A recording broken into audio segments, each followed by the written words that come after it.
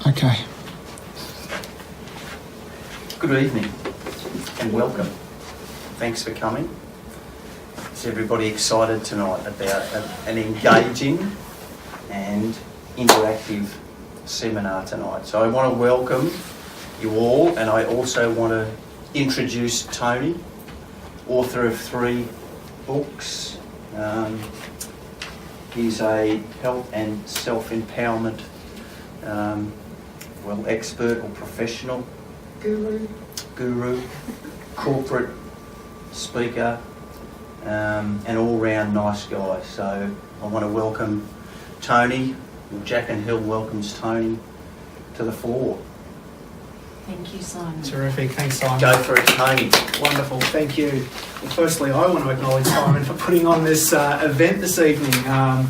We had this discussion sometime last year, and discussed the idea of putting on a seminar for clients and so forth. And I thought that was really encouraging and shows commitment from trainers. As I mentioned to some of you before earlier, I've been involved in the industry now for about 12 to 15 years.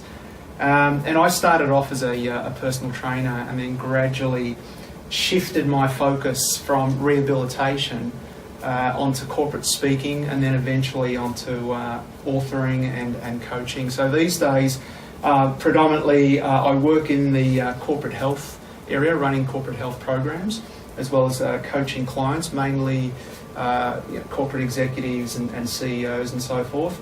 There's this whole... how many of us are in corporate environments at the moment? Yeah, there's this whole thing about performance, and so everyone wants to perform, and so we've taken this idea of helping these people perform, not just on a financial level, but on a physical level, on a mental and physical level. So I guess why Simon and I came together on this is that I also share a holistic background as well. I've done a lot of the Check training principles over the years. Do we know the Paul Check principles? I'll let Simon explain that in depth at a later stage. It's a holistic principle based on training, integration, mind and body. A lot of my work has been also based with working with clinical psychologists and sports psychologists in mentoring programs that spanned about 5 to 6 years. So really understanding the mind-body interaction, mindfulness, mental emotional resiliency. So that's what we're going to talk about today. And really it's about opening your mind to a new way of perceiving motivation. Because for most of us, motivation means a certain element, yet when I often ask people, what does motivation mean to you? It's a fixed view. And so with that, I want to put it out to you and just get some feedback as to what motivation means to you. Any thoughts? Being able to drive yourself. Drive yourself, okay, yeah. From springing to step. Okay, yeah. Feeling empowered at what you're doing. Being empowered? Yep. Okay, yeah. Meeting goals. Meeting goals, fantastic. That's great. Anyone else?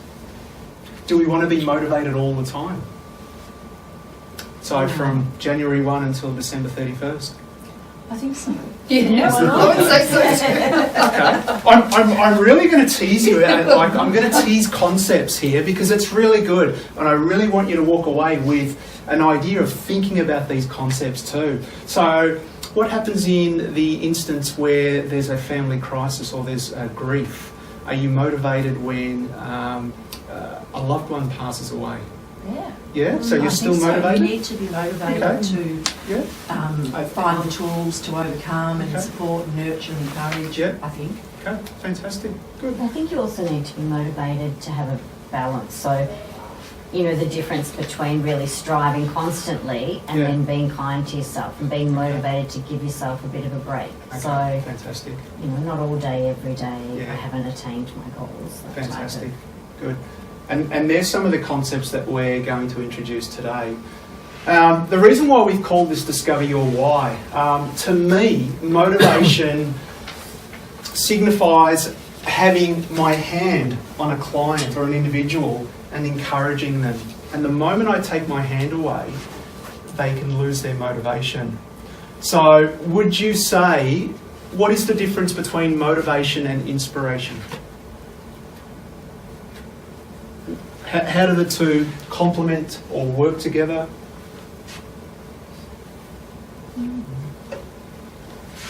Inspiration's a bit more random, I think, isn't it? Okay. Would motivation be closer to the physical and inspiration is more a mental opportunity? Okay. All right. Fantastic. Good. So again, there's no right or wrong. I'm going to present my ideas on motivation and what that entails, and then also inspiration. The way I see it, again, working with individuals over the years, is that I see motivation as an outside-in job, whereas inspiration is an inside-out job. And we're going to look at this idea in a moment. So we'll cover this through the introduction, then we'll cover the why model and explain a bit about the why model, and then look at how to build powerful habits. And then what we'll do with the why exercises is, as we go along, I've got little stars in the top corner there, so whenever we see the stars, that's our cue to answer questions. Now, the idea with the questions is they've been formulated in such a way for you to take home. You don't have to put your name on it. They are designed in such a way to help you discover your why, and the why will make a little bit more sense as we go along. So with that, I'll invite you to answer the first 3 questions on that sheet. So when I talk about your deepest intentions or core values, what values are important to you? Health, family, education, growth. So just list some of those things that are important to you in that first one.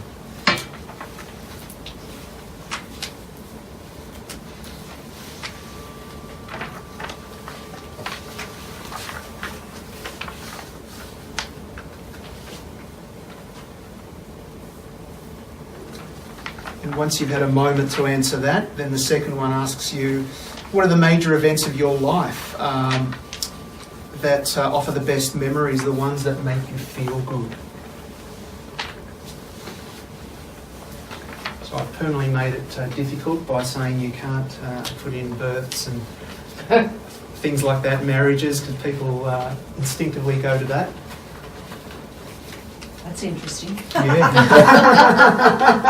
Jeez, I've got nothing. I'm blank on that one. And we'll just do the first 3 questions. So once we get to 3, then we'll continue. So that third one says, is there something that terrifies you but secretly captivates you? I've had these fascinating discussions with clients who say, Tony, I'd love to do a 10K event. I'd love to run a marathon, but I couldn't do it. I couldn't possibly do it. And they envisage their future self as being somewhere out in the distance, and they're unable to do it. And it's just, okay, let's plan this, let's map this out. And how can we get you to do that? So it's motivation, it's inspiration, it's empowerment. That's interesting. You either manipulate it.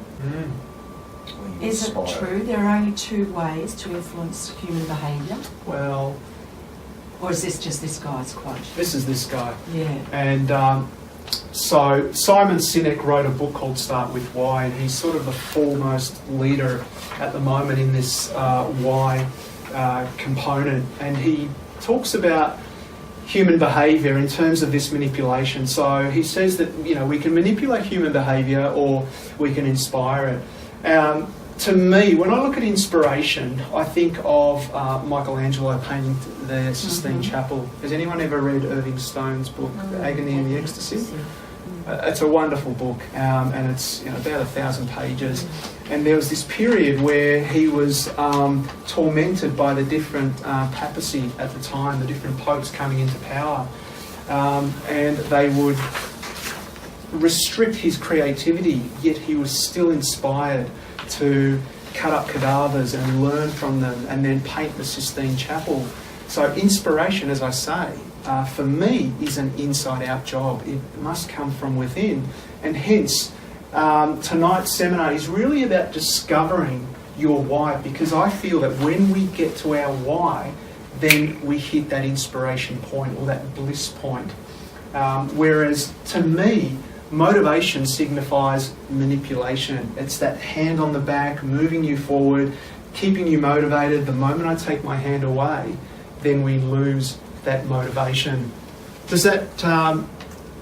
Manipulation isn't necessarily a negative force, is it? Sorry? A negative... No, manipulation is coming from an external means. So, for example, people might say, I'm only motivated to exercise when spring, summer comes around, as opposed to being healthy and fit throughout the entire year. Mm-hmm. Yeah, so it's sort of an outside in. And that's a common discussion that I often get. The other one that I also get is young men and women who are about to get married and want to get fit and lose weight for a specific occasion, and then I often ask them in our initial briefing, what happens after? So, looking at that motivation there as well. So for them, this might be motivation. So it's reframing that sense of motivation. So Simon came up with the why model, Simon Sinek that is, and what he talks about in the why model is this sense of the three layers. Most people, most companies tend to focus on the what and the how. And he uses this example with Apple phones. I've created my own little scenario, and that is with vehicles or with cars. And we'll relate this to health and fitness in a moment. But what he talks about is a company that manufactures cars, for example, might say, we make the finest cars. Do you want to buy one? A company that focuses on the how will say, we use the finest instruments, we use the finest materials from Europe. Do you want to buy one? A company that focuses on the why might say, we recognise that freedom is important to you. We use the finest material from Europe and make the finest cars throughout the world. Do you want to buy one? So what they're doing is appealing to our why, and we'll see in a moment how our why is part of our limbic brain, is part of our emotional brain. And when we tap into that emotional brain, because we're emotional beings, that's when we start to achieve results, as opposed to requiring that motivation. So in terms of health and fitness, the what says, you know what to do. We know that we need to exercise and eat well. The how is based on resistance training, cardio, personal training with Simon, eating well. And then the why is really, what is the cause? What is the purpose or the belief? Why do you exercise and eat well? And so most people will probably answer that and say, anyone? Feel good. Feel good? Look good. Look good?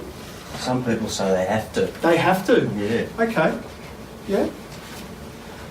So uncovering the why means to look at, well, why is it important to feel good and to look good? What does feeling and looking good? Self-esteem. Okay, so Confidence. then we uncover that. Why is confidence important for you? She makes more money when she's feeling confident. Well, I think so. Like, we feel better when we're more confident. Yeah, We also and if make you a think difference. more clearly, you're more productive. What do those things give you when you're thinking more clearly and productive? Fulfillment, Contentment. Yeah. peace. Okay. So what it is a matter of going through the layers, and what tends to happen is rarely do we actually go through those layers. We recognise that there's a problem. The problem might be I've put on 3 or 4 kilos and I need to lose weight, or I've injured my knee, or I need to compete at this event and I've got to solve this problem. But rarely do we go deeper into it and uncover the reason or the motivation to actually achieve those goals. So with the why model, if we can look at that from up above, we see that the why is actually associated with the limbic brain, whereas the what and the how, the what is associated with the neocortex. Now, what this really means, and we'll see this in the next slide, is when we're dealing with logic, logic is a phenomenon of the neocortex, and what that really means, and this is a recent development in terms of centuries of evolution. This is a recent development. When we talk about recent development, we're talking more closer than the primitive brain or the reptilian brain. So what that means is, on an emotional level, how many people have experienced times in their life where they've been driven by an emotion, either to eat a certain food, buy a certain item, or respond to their partner in a certain way?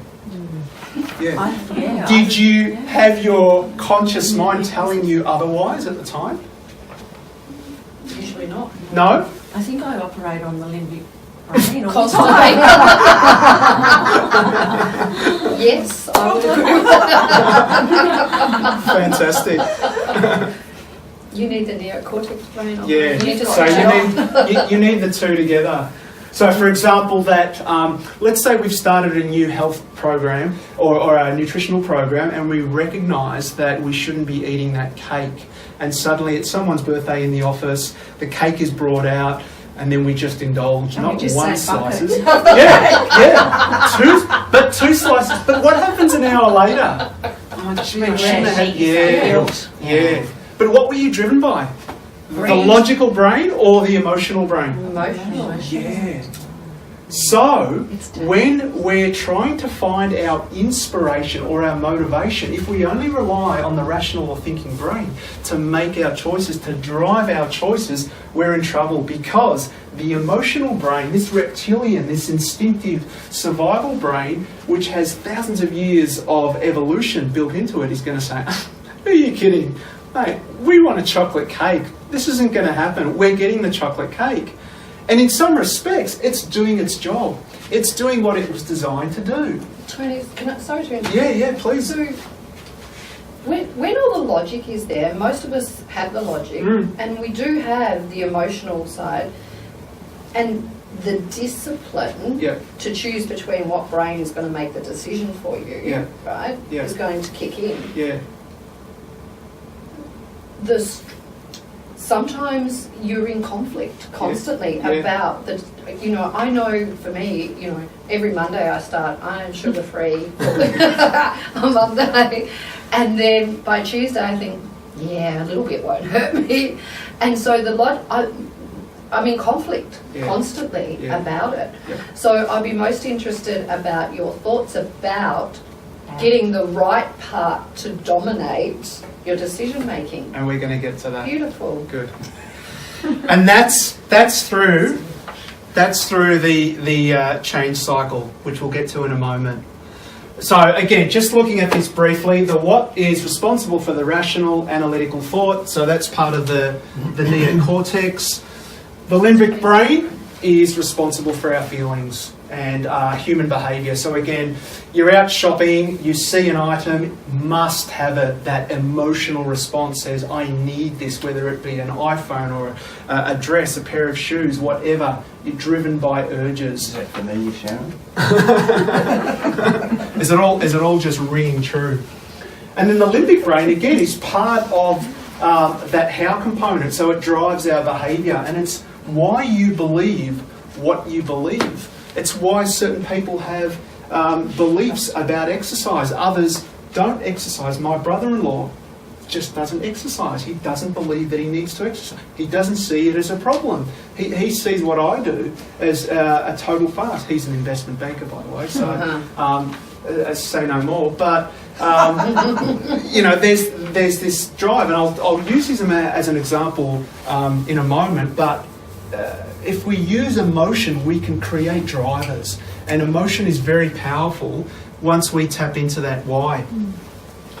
So I like this quote, and we'll do the next three questions in a moment, but I like this quote by Kyra Bobinet, who's a doctor in the US. And I'll just get you to read that in a moment. Or actually, let's read through it now.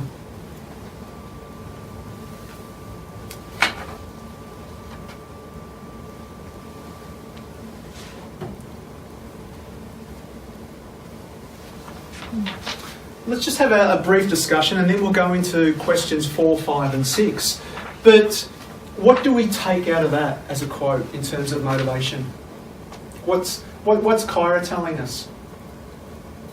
You have to feel motivation. You have to feel like you have to have a strong urge to do it. Yeah. An emotional connection. Emotional connection. So is that what we're really longing for? So is motivation really about, and I know this sounds a bit, new age spiritual, coming home to ourselves, isn't it about connecting with ourselves on a deeper level and recognising that we're actually emotional beings and everything that we do serves our well-being, serves our betterment, serves us so we grow.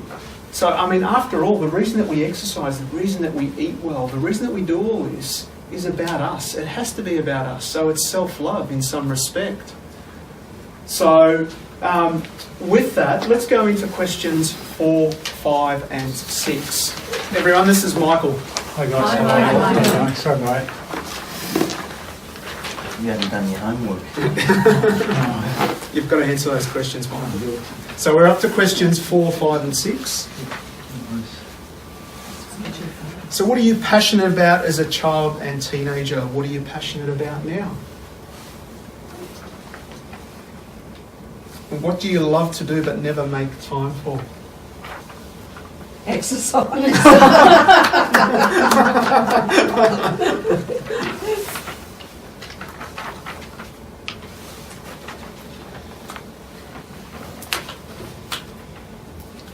And what are 3 things that you want to achieve in the next 12 months?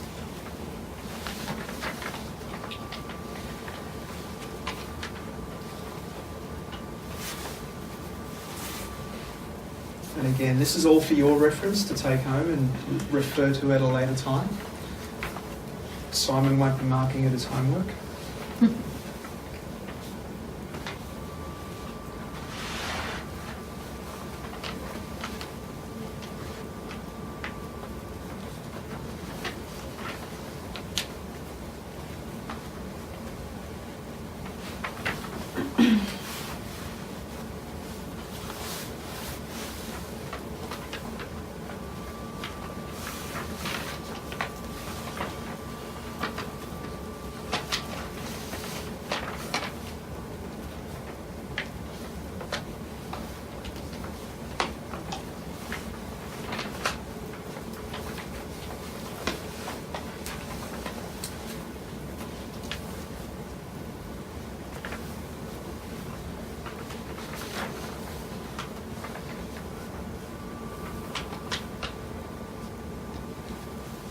Maybe another few more seconds.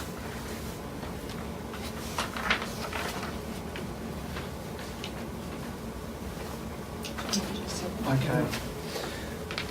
So let's keep going. In terms of client examples, let's just look at 2 people, and these are real people, real names, real clients that I'm working with at the moment, and to just give you an overview of how this works in real life. So we'll start with Melissa. Melissa came to me over 12 months ago. She injured her ankle. She was a soccer referee, or still is a soccer referee, who referees young women in the NPL, which is the National Premier League. She was running back one day and hit a dry bit of dirt and then stumbled and rolled her ankle. In the months after, she developed depression as a result of not being able to do that job, and it's something I've worked a lot with athletes. They recognise or identify themselves with their sport, and once they're injured, they become depressed because of that association. They are their sport. And so Melissa went through that whole period, and when she came in, she was literally hobbling at the time and was angry. And didn't understand the whole concept of it. And as a coach, it's something I've seen before, so I recognised what she was going through. And in that initial period, I asked her what was her motivation. And her what was to heal her ankle and return back to soccer refereeing. So it was pretty much self-evident. Then we asked her what was her how. Or how did we go about doing that? And it was through rehabilitation, weight loss, nutrition, strength and conditioning. And in Melissa's case, also a holistic component, looking at her sleep patterns, managing her stress, looking at things like alternative means such as meditation, self-reflection, working in as opposed to working out, because she was so accustomed as a referee managing other people, she seldom focused on herself. So it was, again, helping her to come back to herself. And why? And this is a really important part for Melissa. And it took some time, because in that initial period, what we generally do is I conduct what's called a needs analysis. And it's really a historical overview. And much like a doctor asks you, and not that I'm associating myself with a doctor, but a GP will say, okay, well, how long have you had this headache? Look at the patterns, look at the familial patterns, and look at the history and draw a picture. So as coaches, we're trying to find a picture.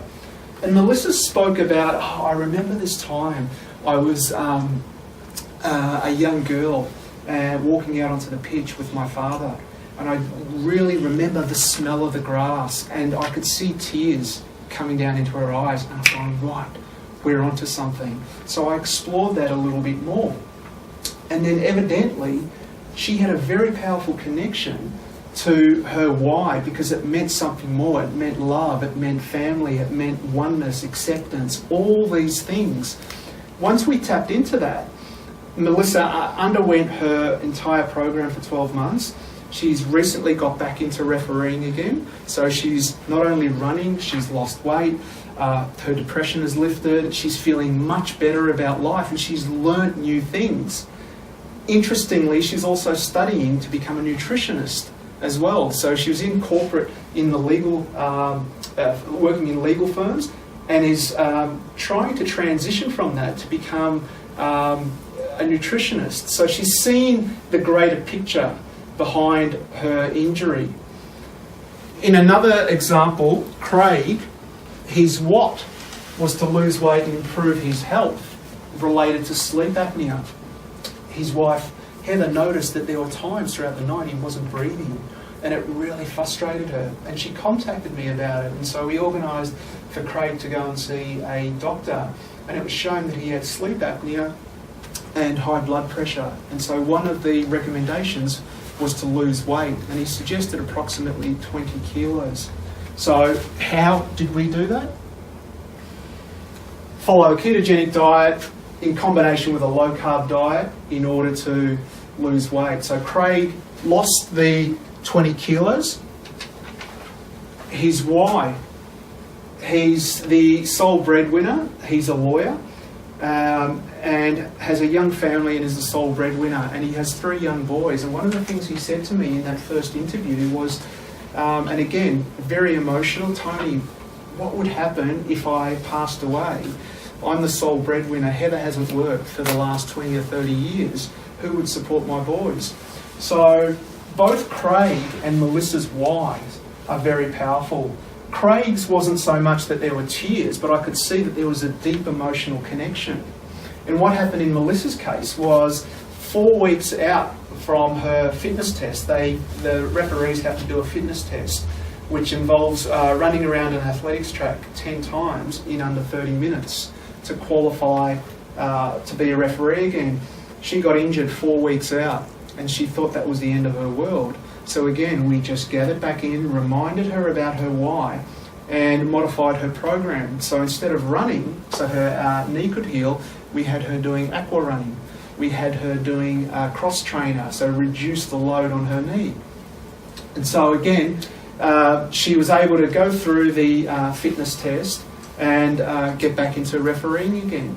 So can we see in that instance there how connecting with that powerful why becomes a driving force as opposed to just the how and what?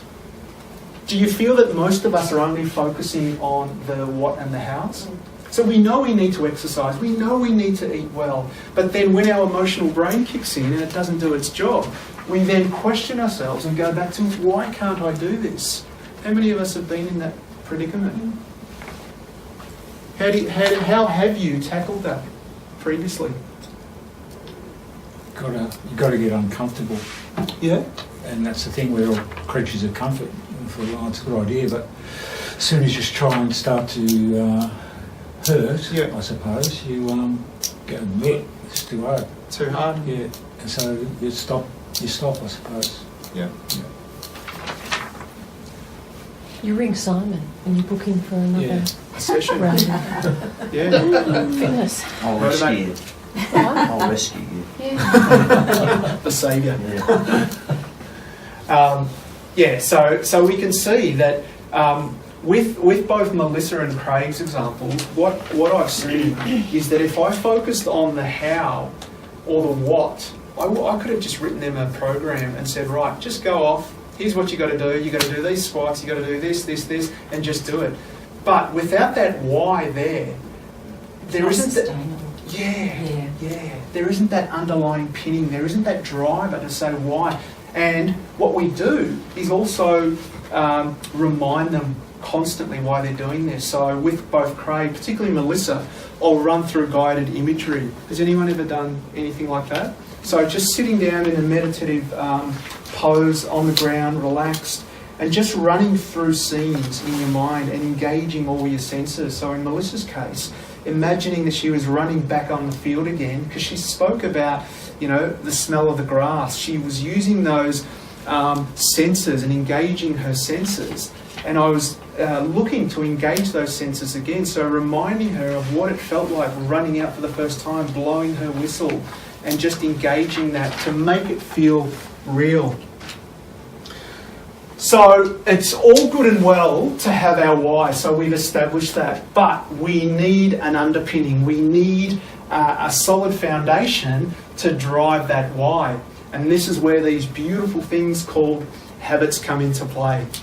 I often say discipline is king. In fact, I wrote an article, on my website, and I had so much kickback on it where people were fighting and saying, oh no, discipline is not king, motivation is king. I've come to believe that it's discipline and sound habits that help us drive success. So, Sharon? Yes. We're going to get to your question in a moment. Excited. So, understand the change cycle. This is probably... Has anyone heard of the change cycle or knows the change cycle? All right. So, the change cycle is... The change cycle is a process where when we're undergoing a goal, when we're undertaking a new goal, that there are 6 phases that we normally experience. You can see that they're represented in red, yellow and green, and this middle part here denoting the danger zone. And they're labelled accordingly. So the first 2 are loss and doubt. And just think about, is anyone undertaking a new program at the moment, or a new habit or goal? Or think back to your own one that you may have undertaken recently, maybe at the beginning of last year or this year. And just think about that first period. What happens when you're taking on a new goal? It might be, Sharon, did you mention about Sugar-free. Sugar-free each Monday? Every Monday. So what happens?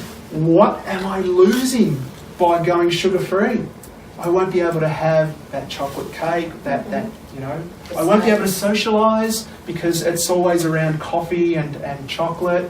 Then doubt kicks in at stage 2. Why am I doing this? Do I really need to be doing this? Once we've transitioned, then we get to the discomfort phase.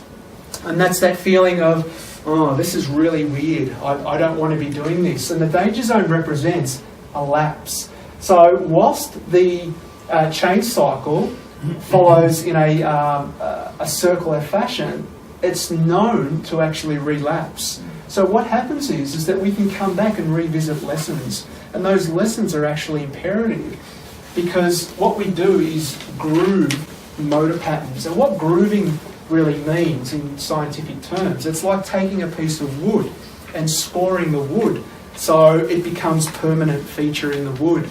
And we want to groove those motor patterns so that it becomes a mind-body experience. So after we've gone through the discovery phase, it's that understanding phase and then that integration phase at the moment. I'll give you a personal example, and hence why Michael is here tonight. I've been a cyclist, a road cyclist, for possibly 25 years. In the last year or so, I stopped road cycling being more dangerous, but also my commitment these days. I don't have 4 or 5 hours to go out on the bike, and also corporate speaking and writing. And so I've taken on swimming. So at the moment, I haven't swam for probably about 5 or 6 years, and Michael is helping me swim with correct my stroke technique and so forth. So at the moment, I'm in this discomfort phase, and it's really difficult. There is so much. How many of us are swimmers, by the way? Or no? Okay. So there are so many things to learn and to know. How to tilt your hair. Thank you, Michael. There you go. There you go, Michael. Can you swim without your hair getting wet? Give out business cards. Yeah, don't worry about your hair. It'll just go green. So there are so many things to know, like having your head tilted to the side, and it's crazy. But that's the discomfort period. So I could quite easily go back into doubt and say, why am I doing this? I could just go and do a spin class and stay within my comfort zone. But I recognise that swimming, and it's so much fun, like I'm enjoying it so much, and it's so different, but I'm having to learn new things. And I realise there'll come a period, maybe within 4 weeks or more, Michael? 4 years for you. Thank you. There's encouragement. I've got to tell them straight. Who invited you? Yeah. Sorry, mate. Where we'll get to that understanding and integration phase.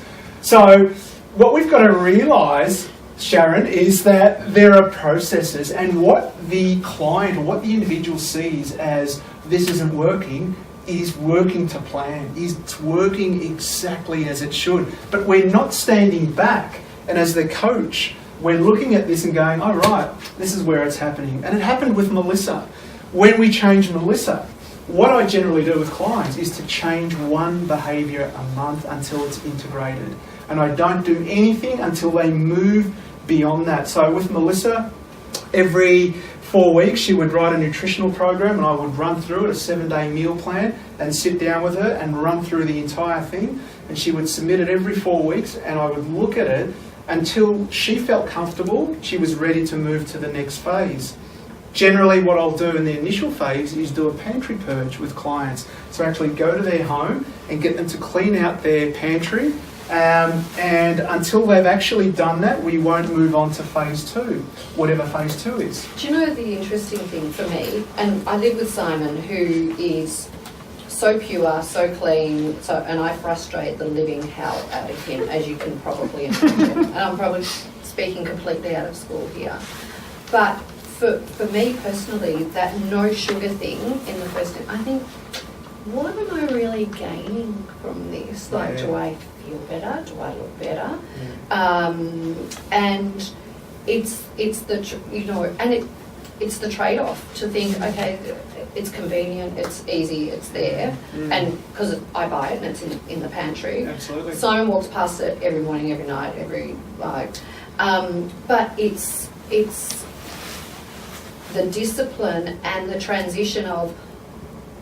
In this society, we want instant results. So if I felt instantly and significantly better, had a better night's sleep overnight, it would be anchored a lot more quickly, because it's such a slow burn. Absolutely. To feel the benefit, to see the benefit. It's hard to maintain the discipline to continue to do that. Absolutely. I'm sure that that's consistent with lots of your stories. And hence, Sharon, why becomes so important. So we look at, why am I doing this? Am I doing it because I know that it's bad? Yeah. And that's not sufficient enough, because again, we're dealing with that rational That's brain. right. And even though, and this is what I really want to emphasise tonight, even though you know it's bad, don't go to the rational brain, because the logic will not prevail. That intuitive, that instinctual brain, that limbic brain, it will prevail every time, because it knows that it gives you joy, it gives you satisfaction when you eat sugar. The rational brain knows that it's bad, but you're competing against those two brains. In conflict constantly. And we'll talk about how to do that right in a moment, so we'll get back to that. So we understand where we are in the change cycle, and again, what that really means is that it's a journey, that sometimes we relapse. How many of us have been smokers in the past? Has anyone read the Alan Carr book, How to Give Up Smoking? I'll admit it. Yeah, good. Pretty much been there and done it a lot. Yeah. And overcome it. How many times did you relapse? On and off for 6 or 7 years, Okay. many times. Yep. Probably tried to stop at least 5 or 6 times. Okay. There you go. Yeah. I haven't touched a cigarette for over 12 years now. Well done. Not really, it's not that big. Yeah, that's pretty good. That's pretty good. Yeah, Yeah. thank God. Sorry. Yeah, I used to smoke, Yeah. but my husband said when we got married, you have to give it up. Mhm. So I just did. It was Okay. easy. But I still I love. hope he's been worth it. I mean, I don't know what it is, but I still love the feeling of smoking. It's not, I don't know, I used to really enjoy it. I didn't smoke much, maybe Yeah. 2 cigarettes a day, but Yeah. something about it. I never, ever, even to this day, see that it has a negative thing because for me it was just So you know, pleasurable. I Yeah. loved it. I've got a strange story around that. Well, my father passed away about 20 years ago, but when we were young, it was quite, socially acceptable to smoke. I recall the first light of his cigarette. There was something about that Yeah. first light. I don't know what it was, and I've never smoked, but every time I smell that, it reminds me of my father. It's such a powerful thing. In a kind of positive way? Yeah. But I could walk past someone and they've just lit that first cigarette with a match, mind you. Back there weren't cigarette lighters. And that it just takes me back to my father. It's association. But I still find the stench, quite... Yeah. Yeah, but there's that connection. So, the olfactory connection. But, discovering your why and knowing that relapsing, and when we talk about relapsing, whether it be nutrition or exercise-wise, that it's part of the process and that we need to be more self-compassionate, more empathic, more forgiving and kind to ourselves, and that this is a process and that we will eventually get there, but we need to learn. Remember the grooving motor patterns? Some of us take longer to groove those motor patterns than others. So it's quite entrenched as well. So the third point says, and this is the point I wanted to mention, Sharon, is commit to the smallest task daily. So take one small action, because small action drives momentum, which is contagious. The Japanese have this principle called the Kaizen principle. Has anyone heard about it? So the Kaizen principle, I went and studied this and it was just phenomenal. And it sort of blew clients away because it was like, what? And it basically says that, if you drop a pebble into water, it has a ripple effect. If you take, those little pieces of silver ball bearings that are held together by string, and you pull one out and then it starts hitting one another and they keep going, that one little action keeps momentum moving. If you take dominoes and hit one, that drives it. So what it is, one small action has a ripple effect in our lives. And so what we can do is adjust our actions. So for example, Sharon, if I was coaching you, and I know this is going to sound silly, and I've used this with clients, a client of mine who was addicted to Diet Coke, he wanted to give it up in 4 weeks, and I gave him 4 weeks, and I said, right, 4 weeks. Week 1, you're going to buy a Diet Coke and you're going to drink it all and you're going to throw it away. Week 2, I want you to buy the Diet Coke, drink half, throw it away. Week 3, you're going to open the Diet Coke, hear the tsh, throw it away. Week 4, you're not drinking Diet Coke. So the Kaizen principle says, keep your behaviour. Alan Carr, the smoking book, says, keep smoking while you're giving up over the 30-day period. And what he's doing is just telling you all about what lung cancer does, what the tar does, and so forth. So it isn't even hypnotherapy, it's just getting you to gradually reduce Weaning you off. weaning you off. Helping you understand it. Yeah, helping you understand your habits, because they become entrenched, they become grounded. These habits become motor patterns that we learn to do. This is a habit because it becomes a signal to feed. And again, what people are saying is, if you look at, again, psychology says this is about nurturing. That, as a young child, and with the psychologists I worked with at the time, they always spoke about that nurturing. This is the only way we can feed and nurture ourselves.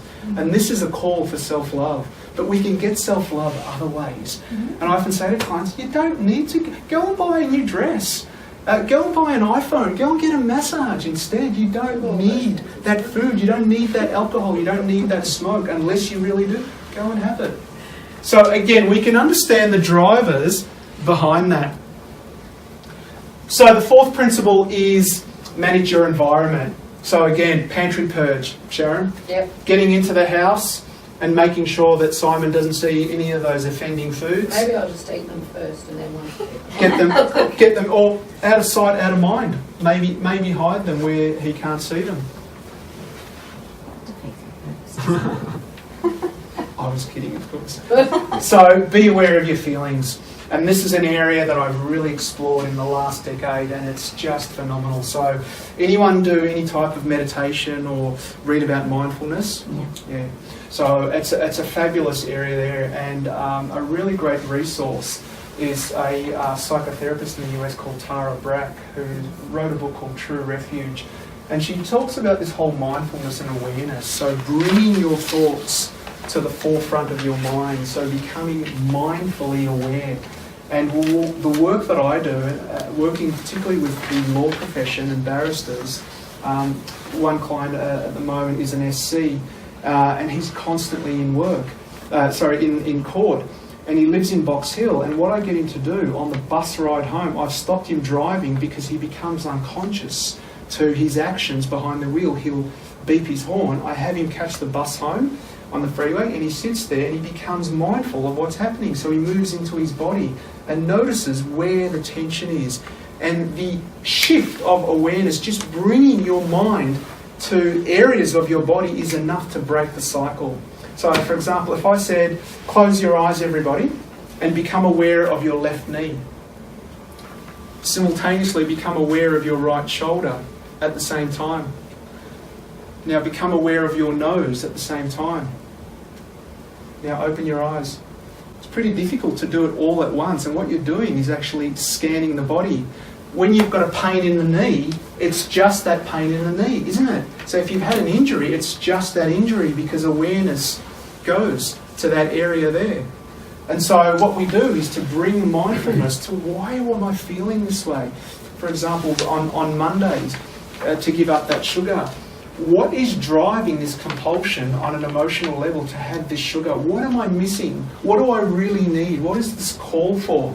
And research actually suggests even the texture of food indicates what type of emotions we're experiencing. So if we're gravitating towards hard, brittle things, we might be feeling tense and anxious. If we're gravitating towards food such as ice cream, we want to be held, nurtured, cared for. Yeah, food is really indicative as well. And if you're looking for resources to read about, again, I can forward those to Simon, and they're really fabulous resources that talk about how food can stimulate certain feelings. What about chocolate? Bread.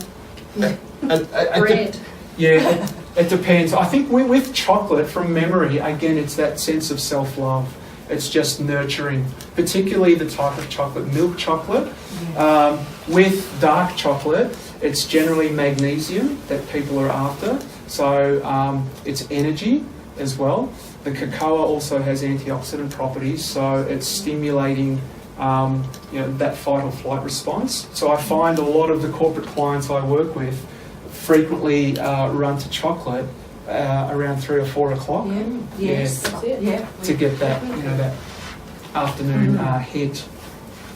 And then the last one is commit to the habit. So again, remind yourself why you're doing this, and then allow those positive emotions to drive the success. And again, so we might look at ways to do that, such as guided imagery, or constantly reminding, such as Melissa, because I was seeing her on a weekly basis, just asking her, how's everything going? Sometimes she would hit a wall, and I would remind her of the change cycle. Hey, Melissa, this is okay.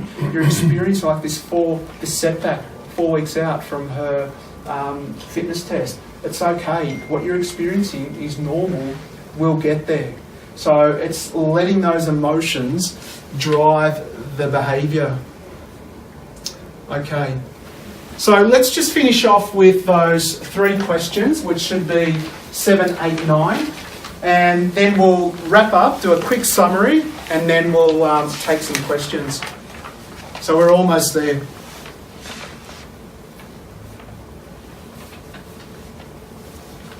So why are these goals that you answered in question 6 important to you?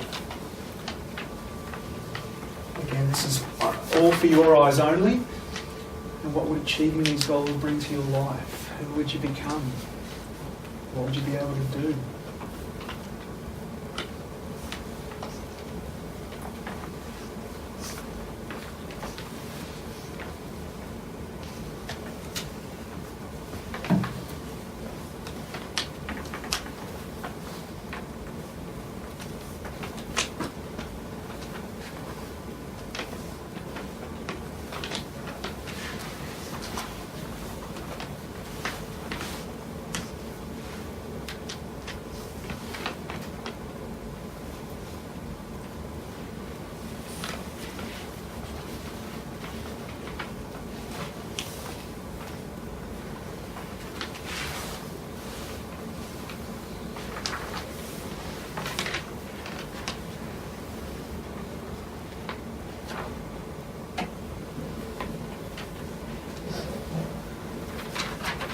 Whilst you're writing, I want to relay a story that happened years ago with a client who was an economist, and his goal from the outset, he said to me, I want to be able to catch the train without getting puffed. And he was a 54-year-old male, and I thought he was joking, but that meant a lot to him. And we probed getting into that why. And every time he walked to the station, he would see the train coming, and he wasn't able to catch it because if he had to run, he would get puffed out, and it was all too much for him. But that meant reconnecting back to his youth, because if he was able to run and catch the train, that he was still fit and healthy, and that he was decelerating the aging process. This is how he interpreted. And 6 months, 12 months later, he was easily able to run and catch the train, and that meant the world to him. So sometimes we can't discount what our limbic brain wants for us. And if we just allow ourselves some time and space and move into it and do some self-inquiry and write things down, and journaling is really valuable. Write what we're feeling. Ask ourselves. I often say we always ask people, hey, how are you going?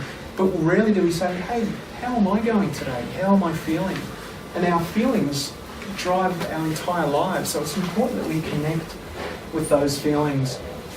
So just as a finishing off point, Dawson Church, who wrote a book called The Genie in Your Genes, said that health is not an event, but a process which happens over time. And again, just relating that back to the earlier story at the beginning of those young people who are getting married and want to lose weight or get fit and healthy for their wedding.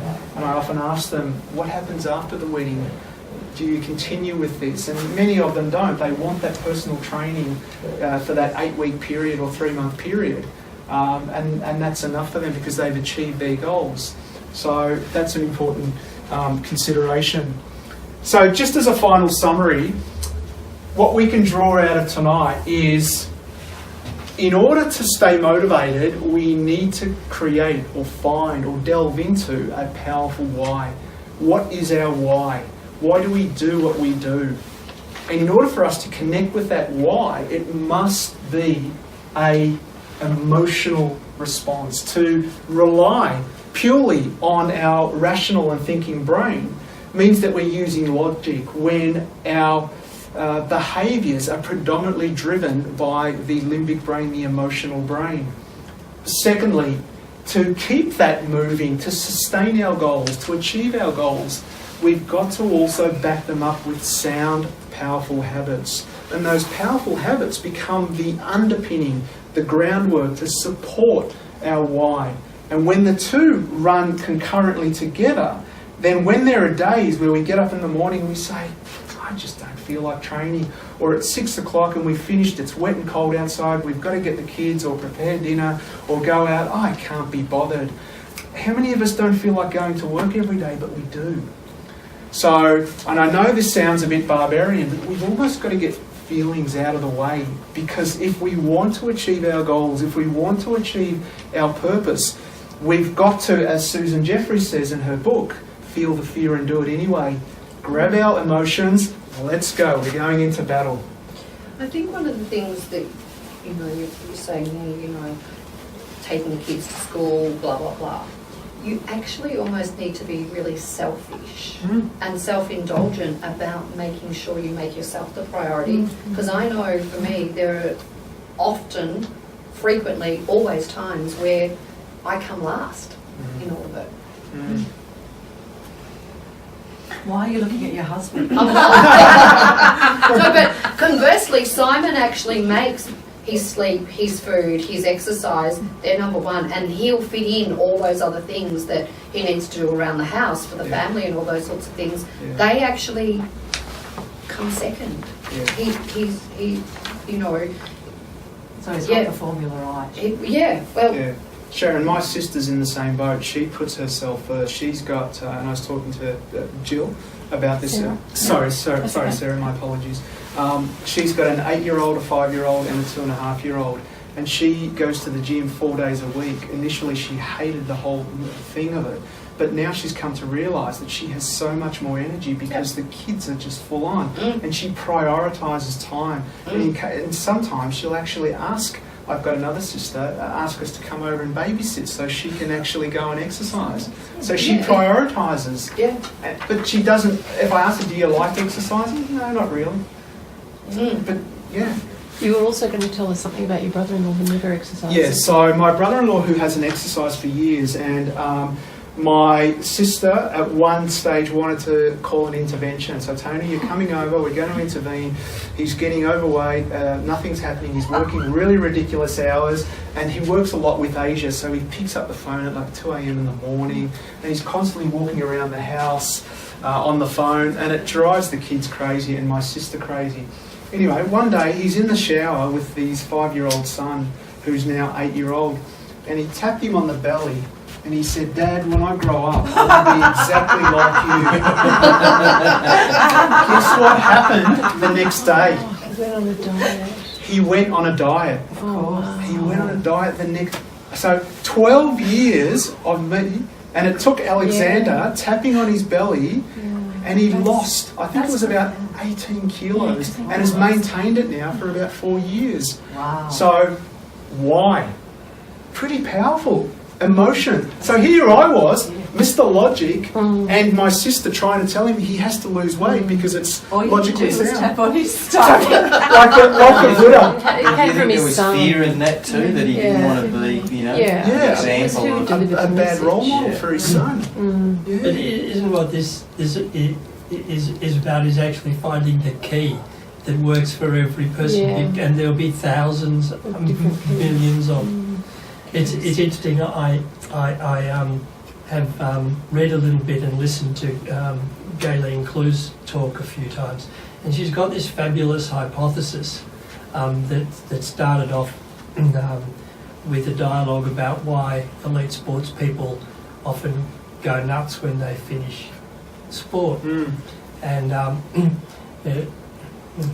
without going through that whole story, basically her hypothesis is that every one of us has a different formula of chemicals in our brain, all the same things but different percentages. Yeah. So it's the makeup of every one of us, which is entirely different, is what makes us interested or not interested or able to work this way or that way. And until you find the key to those things, you can talk to people till the cows come home. But some people are driven to exercise. I'm one of those. I can't live without it. It makes me really miserable simply not to do it. Yeah. And so you got when people learn to understand those things about themselves too, that makes a big difference. But it's a fabulous hypothesis, and if anybody wants to explore it, just What's for her name? Gayleen Clues, Blues as in, how do you spell that? CLEWS. Okay. Robert De Castella's first wife, world triathlon short course champion a number of times, an extraordinary athlete and a fabulous psychologist who works with all the Olympic athletes. Have you heard of him? Mike's been involved in it's Robert De triathlon for Castella's, decades. Right. Can I say something on females? just be Yeah, careful. I've been married twice. I've got good experience with them. So. And he's increased their Not price. successful. Yeah. You know, I train girls, and a lot of them suffer from guilt. When they want to do something outside the family, it's a guilt thing. I should be home with the kids, I should be doing this, I should be doing that. And I was talking to one of them the other week, and it's just driving her mad. And one of the things is that if she went and exercised, or if she did something else, or she'd be inspiring the children as a role model rather than the guilt stuff all the time. So she's miserable at home because she's not doing a thing. Mm-hmm. And so she should be out there, schedule time for herself. She went and did one of those tanks, you know, you go into a tank and lie there, flotation. And she felt guilty, and then she said, look, I'm going to go and do it again. And I said, well, you should go and do it again, because it's time for you. And if you don't take time out for yourself, you're not going to be much good to anyone, really. Your husband, your family, your children, your work colleagues or anything, because you'll be just carrying all this guilt around with you. So let it go. Schedule time in for yourselves. Go into the gym or go for a walk or whatever. And I'm sure that your family will respect you. They're not going to disown you all of a sudden, not love you because you didn't get their tea at 6 o'clock at night. You know. It's interesting because men seem to do that better at around our age, at 50 plus. Yeah. Men seem to do, because I was a little bit resentful for a little while being on the dating scene, going, oh no, this guy's way too selfish. He's, you know, at the gym every day, rides his bike every weekend. Whereas, but they're the ones that are healthy and fit. Whereas us women, we don't do that. Guilty. Men are better at it. Yeah.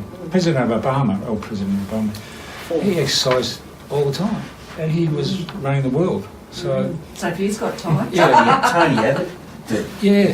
Look at him. He's up at 4 o'clock. He must be up at 4 o'clock. I can't believe his hours. Yeah. So it's just a theory. Sorry, Tony. Well, I think the overall, I think what everyone's Let the saying guilt to go. here is, Yeah. I think, disassociating ourselves from guilt is primarily important too, because I guess it's that pain-pleasure principle that we heard about that, the psychology principle that says some of us are motivated towards seeking pleasure, and pleasure doesn't necessarily mean massages, but just pleasurable experiences in life. So it might be finding a wonderful partner. It might be feeling good about yourself. It might be having a good job. There are those of us that are hedonistic and that constantly hit pain, fall into the wrong relationship, backtrack, fall into the wrong relationship, backtrack, perform the wrong exercises, eat the wrong food. And eventually these people become stuck in this cycle, and it feeds their self-esteem, because their self-esteem comes to rely on that this is who I am. It becomes their persona. Joseph Campbell talks about the hero's journey, and he talks about this concept that we eventually grow into this idea or this journey or this rescued person, and that if we're constantly striking on pain, that's the identity we assume. Whereas if we become the pleasure seeker, that there are times we're moving away from pleasure, but we recognise that it feels good, and it wires our brain to actually seek pleasurable experiences. So, but it's difficult when you're starting out, like my brother-in-law would be more towards pain, but his pain came through his son telling him that this wasn't right. And now he's realised that losing 18 kilos, his entire world has changed. He's got more energy, he spends more time with the kids, he's mindful of not being on the phone at 2 a.m. in the morning.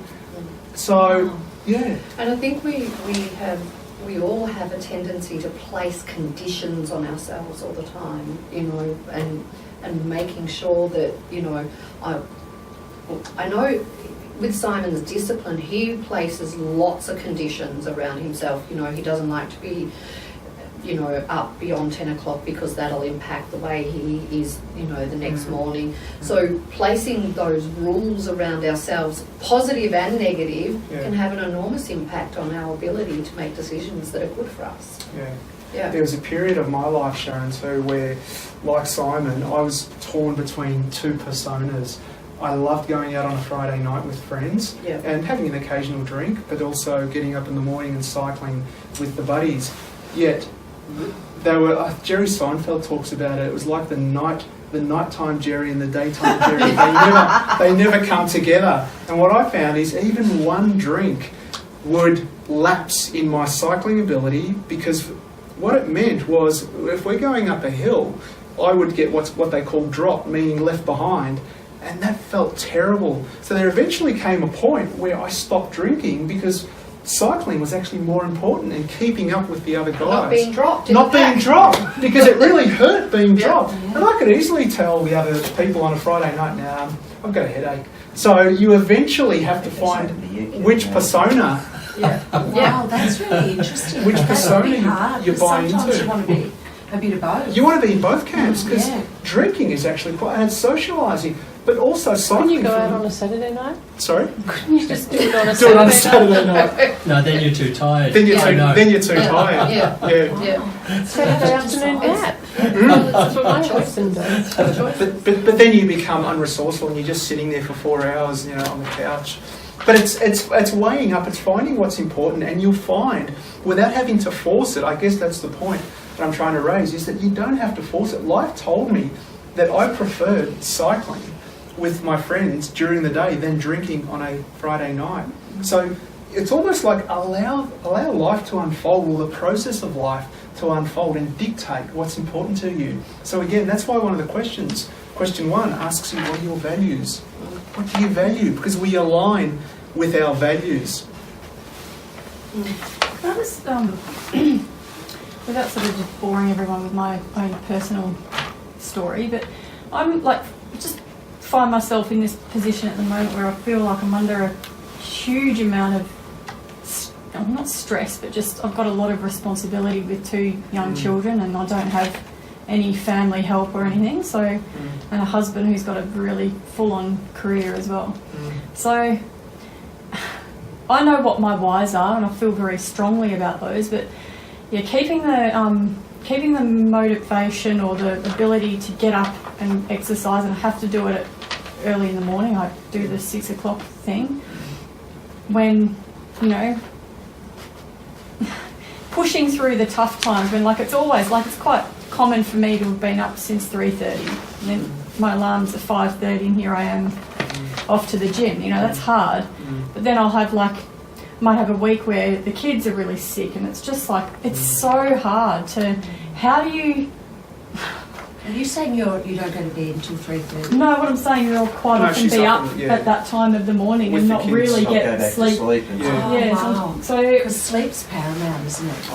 yeah, but And you're not getting... I've had to decide I've got to go back and exercise, even though I'll be lucky to get a good 5-hour stretch every night. But I have to exercise, because if I stop and I've noticed in the 6 months, if I've had a break of, I've had a couple of weeks off recently, like I said, my kids were sick and I just feel rotten. So I've really got that strong drive to do it for my own feeling much health. better when you do it. Yeah, that's right. But Can I ask you, what is firstly the self-dialogue around that, when that guilt or that sense of I need to be doing this? What comes up for you? I need to be exercising. Do you Yeah, mean? yeah. How do you? What takes place in your mind in terms of the dialogue around When that? I need to do it. Yeah. Um, What do you say to yourself? What do you find yourself saying to yourself? Come on, Sarah, you're getting slack. You should be doing this. Well, almost like it's self-inflicted, because I think if I'm not exercise, it's my choice to exercise or not. So if I'm not doing it and I'm not feeling great, Yeah. mentally or physically, I've kind of only got myself to blame for that. Yeah. Okay. So what I would start with, even before exercise, is just start with the conversations with yourself and actually journal. Journal it for 30 days and come to an appreciation of what is happening beneath the surface, because that's really powerful. I assure you, you get that right, everything will work out, I assure you. And let me just relate a personal example and then I'll come back to you. I had a tough upbringing with my father. I was never physically abused, but it was emotional abuse, over-parenting, strict father. I imposed that upon myself in my adult years through exercise and sport. That's why I cycled. And I never knew when to turn it off. So I translated that critical parent role onto myself through exercise. Tony, you can't. You don't deserve it. You can go harder, and so forth.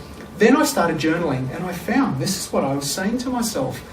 Within 6 months, I totally changed that internal dialogue, and it went from strict critical person to a nurturing person, and it was just feeding myself. Hence why I actually stopped cycling in recent years and took on more reflective type exercise. Now that doesn't mean that you need to go through that same process. What I'm saying is I identified why I was doing that and then rewrote or changed the narrative in here first. And then when I changed the narrative, physically my body said, well, okay, I'm kind of over, I'm 45, I'm over beating my body up and doing these 4-hour rides and coming home spent and sitting on the couch for 4-5 hours a day. So swimming came to mind, yoga came to mind, so it was working in. So what that means is start with what's happening in here first, and I assure you, when you go through that long enough, journaling your thought, dumping your thoughts on paper or even on your phone. I use, who knows about the function on their phone when they press the keyboard, there's a little microphone in the left-hand corner. Do we often use that? So you press that and find a journaling program and just dump into it every day and read through them at the end of the day and start with that. That is a powerful cue. And then you'll find 30 days, 60 days later, you'll be geared and orientated to what you... It might not be anything. It might be to get more sleep. A neighbour across the road, Matt, who works on the wharf, he's without the children. He doesn't have children. He has a similar schedule, ridiculous hours. They work shift work that involves working night shifts, and then they come off night shifts and they've got to do a week of day shifts. And he wants to exercise, but he's always tired, so he resorts to drinking red wine to knock himself out and sleep. And it's become such a terrible habit. Then he'll go through these periods where he's training for an event and he goes back into athlete mode. So it's a cycle. And I just got him started to journaling. What's going on in here first? Because this dictates our behaviour. It's that limbic brain response. What is happening inside of me that's dictating what behaviours I choose? Does that sort of answer the question? Yeah. So don't go straight to... I guess what I'm saying is, if we go back all the way here, where are we? Is don't go back to what and how, because you're trying to answer the question of, I know I need to be exercising, I feel guilty about exercising. Go straight to why. Why is this important to me? And it might be that your body might say, well, the next 2 weeks are crazy. The kids have got the flu. The husband's interstate. He's working terribly hard. It's just about nurturing. I might find 5 minutes of contemplative work and sit down by myself. I might journal when the kids are asleep. And then just allow your subconscious mind to find the answer. Thank you. It'll be there, I promise you. Yeah. It's there. The wisdom of your body knows exactly what to do.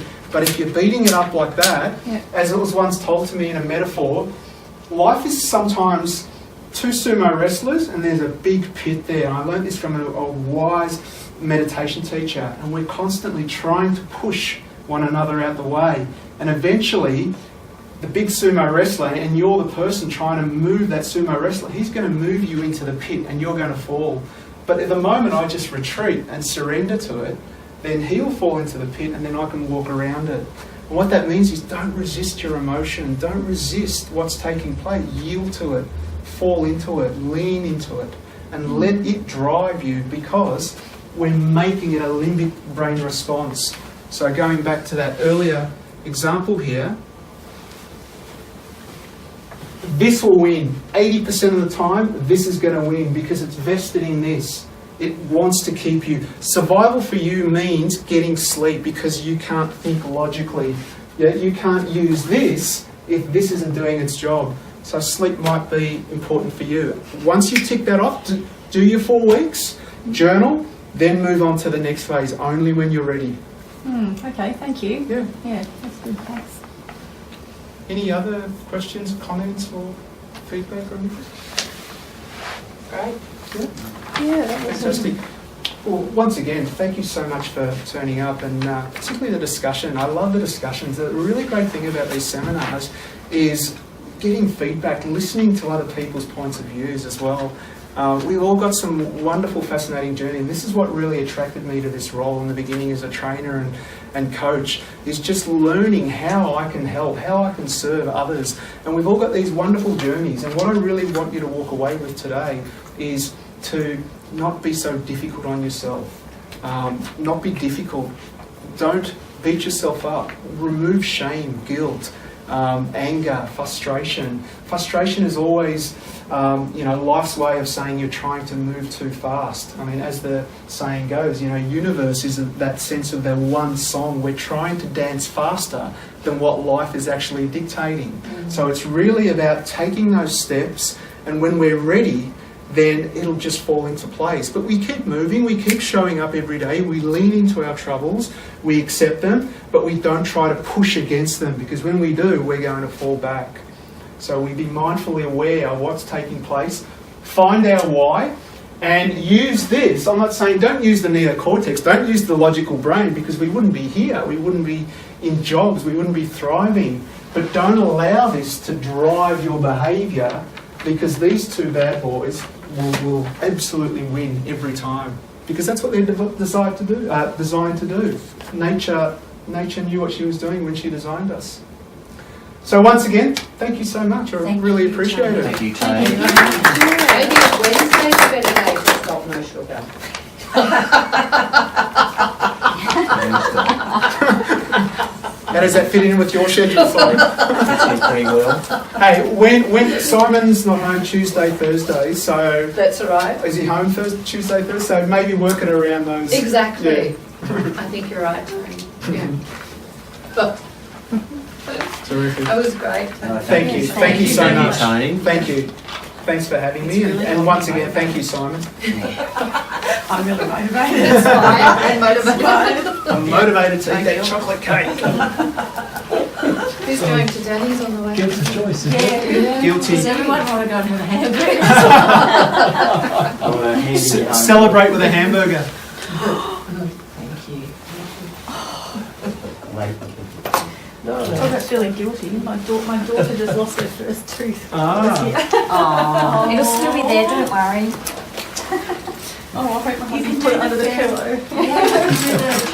Yeah, That's fun. Tony. Thank you, Tony. Thank you. Thanks so much. All the best. See you Friday. No, See you tomorrow. I'll be there tomorrow. Thanks, Michael. Thursday. Thank you. Yes. Yeah. Thursday. Thank you. Thanks so much. That's all right. Thank you. I'm glad you got something out. definitely. Yeah, you too.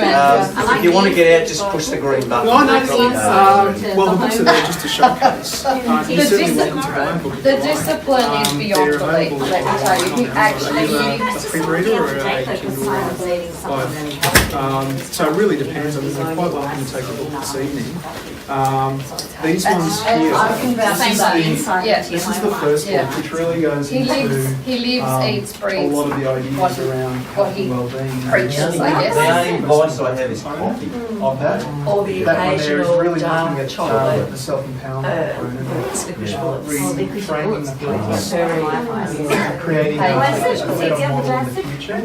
And that's the most recent one, and that's really about looking at youthfulness that and- sense of the No, authentic it's self. all eating.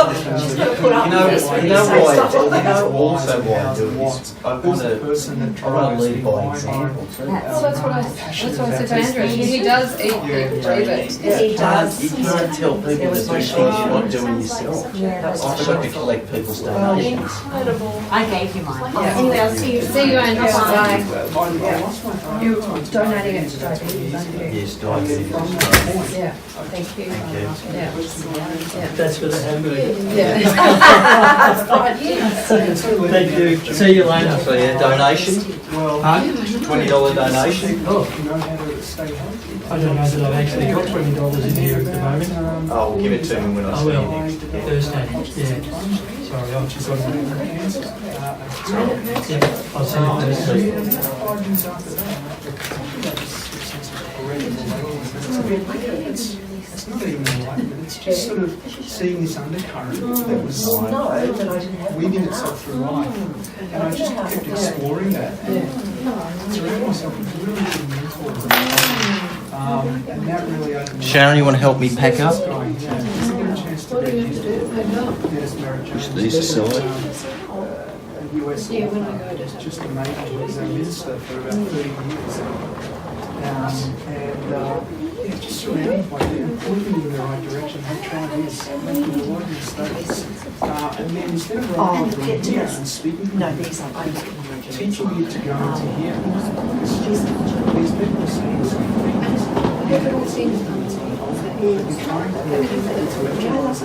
It's coming from here, so it's a bit more often. So the more I spoke, I was thinking it resonated with me.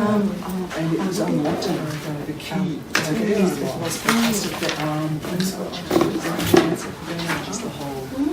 So, and it's not so much not to use our conscious mind, but to marry the two together and use them interchangeably. Listen to your intuition. Yeah, and now. Simon? In leadership as well. So it's that sense of tapping into This one? Did it cost much to resonate, So Simon? that's why mind-body really resonates for me, because it's that union and putting the two together. How does this- how do you- Western philosophy, how do you- understanding how they interplay together. So, yeah, Simon, that's such a nice thing that you've put on for people. Actually, Peggy, you just see, I was thinking that, like, Do you want me to turn this off, Tony? Oh, thanks so much, Sharon.